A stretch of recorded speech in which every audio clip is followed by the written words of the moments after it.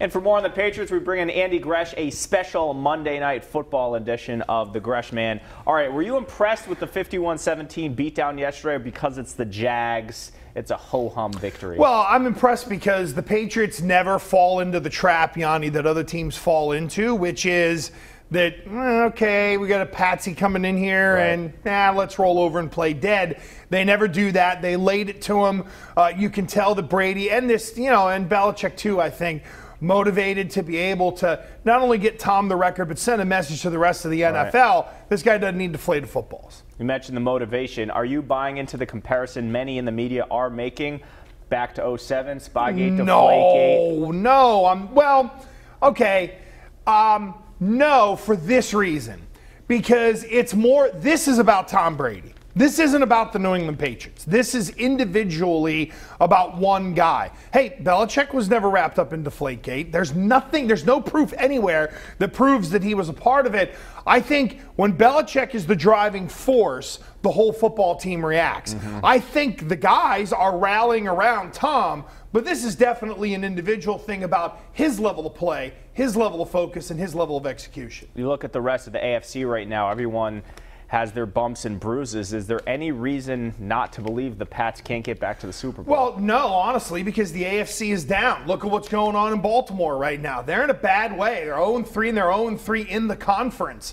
Indianapolis was lucky to escape with a win in Tennessee. Now, maybe that ends up getting them going a little bit. But there's other than Denver, I mean, it might come down to Brady Manning, where do they play? Right. Holy crap, let's match up the defenses here. And look, I think Denver's defense is a little further ahead as to where the Patriots are. And here's the thing, a lot of people keep mentioning about 07 and all that.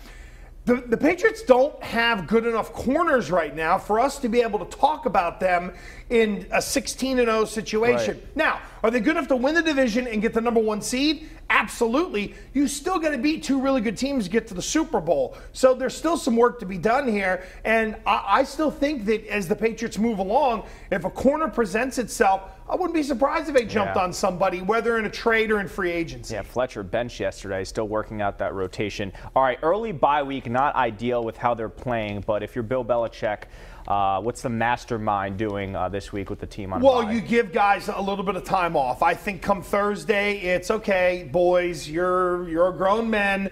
Let's give you that time off. And let's also get you to the point to where we're as healthy as we can be, as early as we can be, because we know it's going to be a grind from here on out. And I think from the schematic end, you start to look at it and say, all right, what are we? What can we do? What can't we do? And how can we find ways, whether it's like we just mentioned, a corner.